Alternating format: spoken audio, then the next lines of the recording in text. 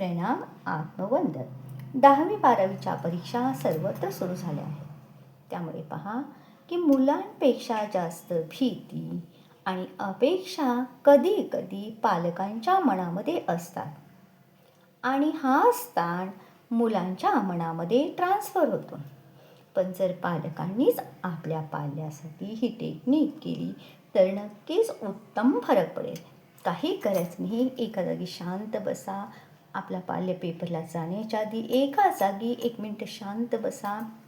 सावकाश डोळे बंद करा आणि आपल्या ध्यानात आपल्या पाल्याचा म्हणजे आपला जी मुलगा मुलगी असेल त्याचा चेहरा समोर आणा आणि मनातल्या मनात ही प्रार्थना करा.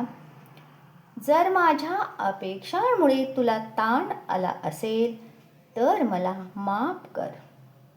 जाणून नकळतपणे मी तुला दबाव दिला असेल तर मला क्षमा कर. तू मनापासून प्रयत्न करतो किंवा करते आहेस त्यासाठी धन्यवाद. मी तुझ्या गुणांवर नाही तर तुझ्यावर मनापासून प्रेम करते.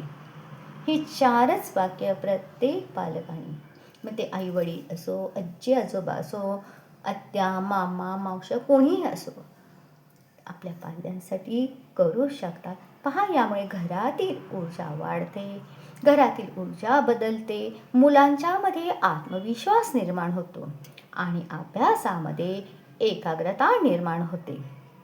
परीक्षा म्हणजे फक्त मार्क नाही तर विश्वास आणि प्रेमाची ती परीक्षा असते. जरूर सर्वांनी करा.